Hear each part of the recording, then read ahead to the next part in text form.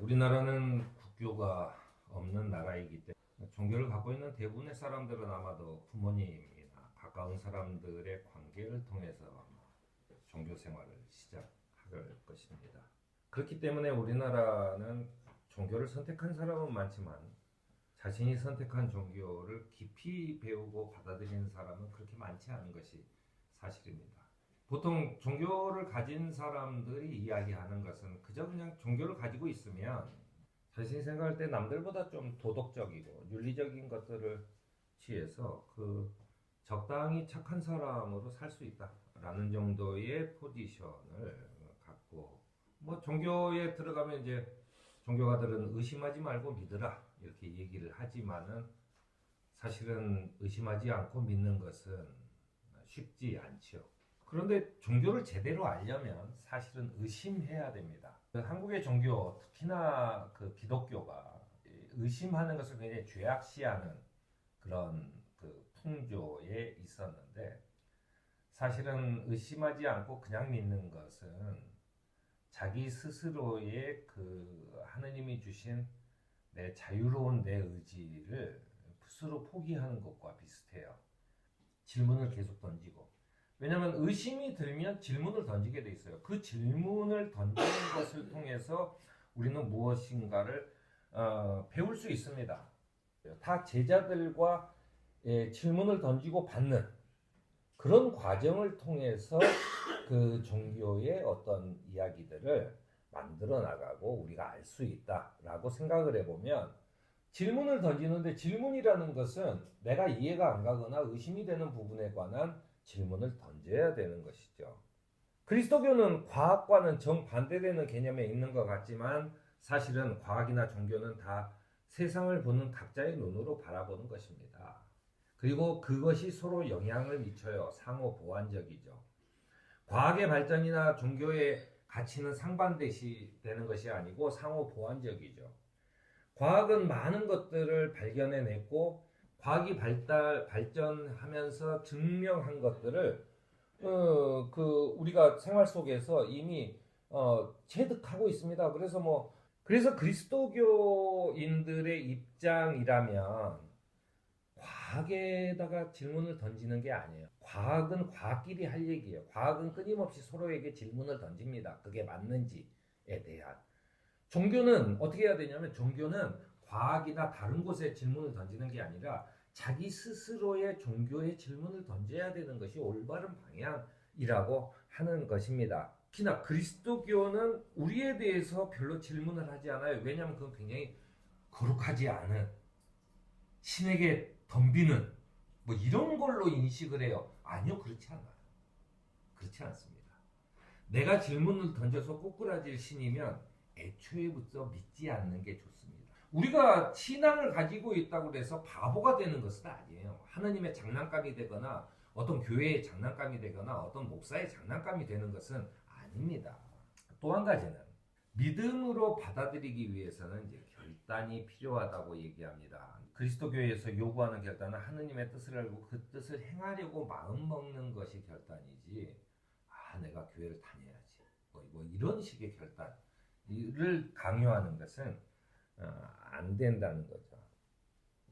야곱은 이렇게 얘기합니다. 만일 여러분들 중에 지혜가 부족한 사람이 있다면 하나님께 구하십시오. 그러면 아무도 나무라지 않으시고 모든 사람들에게 후하게 주시는 하나님께서 지혜를 주실 것입니다 라고 얘기해요. 예레미야서에는 이런 게 나옵니다. 우리가 대단한 결단을 하고 그리스도인이 되었다고 하는 것에 대해서 하나님께서 하시는 말씀이 나와요. 내가 뭐 때문에 교회를 다니기 시작했고 내가 다니면서부터 그 교회가 부흥 발전해 라고 말하는 사람에게 예레미야는 하느님의 말씀을 빌어서 이렇게 얘기합니다. 네가 이제 큰 일을 찾고 있느냐? 그만두어라. 그만두라는 거예요. 그러니까 원대하신 하느님이 어떤 한 사람에 의해서 유명해지고 무슨 능력이 많아지고 하는 것은 기본적으로 아닌 거죠. 오히려 기독교의 신앙이라는 것은, 그리스도교의 신앙은 내가 믿음이 생기는 것조차도 하느님께서 주시는 것이다 라고 하는 것의 고백입니다. 물론 이것도 질문을 해요. 내가 믿음이 교회를 가는 게 좋을 것 같다 라는 생각이 드는 것조차도 하느님께서 내게 주신 그런 마음이다라고 하는 것을 고백하는 게 그리스도교의 기본적인 신앙이죠. 그러면 그리스도교를 배우려고 하는데 종교의 그 교리나 이런 게 너무 복잡해. 뭘 어떻게 해야 되고 뭘 어떻게 해야 되고 하는 게 많아요. 우리가 그리스도교에서 믿는 신앙이라는 것은 매우 단순합니다. 그것은 뭐냐면 예수님께서 말씀하신 이겁니다. 내 계명은 이것이다. 내가 너희를 사랑한 것과 같이 너희도 서로 사랑해라. 이겁니다. 그게 다예요. 더 이상 없어요. 내가 어떤 일을 할 때 질문을 던지는 거죠. 내가 이렇게 하는 게 서로 사랑하는 일인가? 라고 하는 거죠. 내가 누구한테 미움이 들었을 때 그 미움이 올바른 것이냐 올바른 것이 아니냐라고 했을 때는 이게 서로 사랑하는 것인가? 라고 하는 것이죠. 그래서 어떨 때는 서로 사랑하기 때문에 분리를 해야 되는 경우도 생기고 서로 사랑하기 때문에 더 보살핌을 받아야 되는 그런 경우도 생기게 됩니다. 서로 사랑하라는 것이 무조건 바보처럼 남들 얘기에 그 순종하고 남들 얘기를 다 들어주고 하는 건 아니죠. 진정한 사랑은 그가 올바르게 갈 수 있도록 해주는 거죠. 그것도 사랑이라는 관점. 그러니까 사랑이 어려운 거지 교리가 어려운 건 아니에요.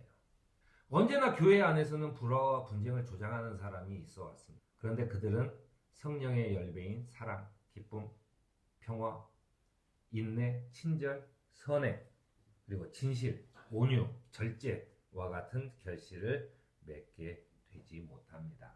우리가 무언가를 이루어내야 하는 그런 교회 운영도 보험사 영업직원 같이 막 그래프 그려서 막 하는 것 때문에 우리가 하느님의 신앙이라고 하는 것은 내가 서로 사랑하라는 것, 그걸 실천해 나가는 과정이지 거기에 대한 결과는 묻지 않으세요. 왜냐하면 그 결과는 하느님께서 주시는 것이기 때문에 내가 굳이 그건 내가 얼마나 결과를 냈지 살펴볼 이유가 없습니다. 그러면서 예수님이 우리에게 한 얘기가 있어요. 하늘나라는 자기 밭에 좋은 씨를 뿌리는 사람 같아요. 저 열심히 뿌려요. 자기가 사랑하라는 말대로 해요. 근데 원수가 몰래 와서 거기에다가 잡초를 뿌려놔요. 잡초를 뿌려놔서 추수할 때가 가까이 왔는데 그 잡초가 그 잡초가 훨씬 더 키가 커요. 잘 자라요. 그럼 그거를 열심히 뽑다가 그 예수님은 뭐냐면 그냥 놔두라는 거예요. 우리 안에 가라지가 있어도, 우리 안에 잡초가 있어도, 우리 안에 우리를 회방하는 사람도 있어도 그냥 놔두라는 거예요. 그거는 우리가 할 일이 아니에요. 누가 하냐? 주인은 이렇게 얘기해요. 아니다. 가라지를 뽑다가 가라지와 함께 밀까지 뽑으면 어떻게 하겠느냐? 라고 얘기하면서 추수 때까지 내버려 둬라. 추수 때에 내가 추수꾼에게, 그렇죠? 내가 추수하는 게 아니에요. 추수꾼이 와서 추수를 해요. 추수꾼이 와서 전부 다 베어내고 난 다음에 먼저 가라지를 뽑아서 단으로 묶어가지고 그 불에 태운다 라는 거죠. 그리고 알곡만 가져간다라고 하는 얘기입니다. 걱정하지 말라. 내가 이걸 꼭 이루어 내가 사랑하는 내가 얼마나 이걸 사랑하느냐를 증명할 필요도 없어요. 내가 사랑하는 마음이 중요하죠. 사랑하는 행위 자체가 중요하다라는 거예요. 그게 신앙의 기본입니다. 주님께서는 너희가 나의 말에 머물러 있으면 너희는 참으로 나의 제자들이다라고 하면서 너희가 진리를 알게 될 것이며 진리가 너희를 자유롭게 하리라 라고 말씀하십니다. 우리를 부르셔서 소명의 삶을 살아가라고 말씀하시는 주님께 순종하며 참된 그리스도인의 사랑의 삶을 살아가는 저와 여러분이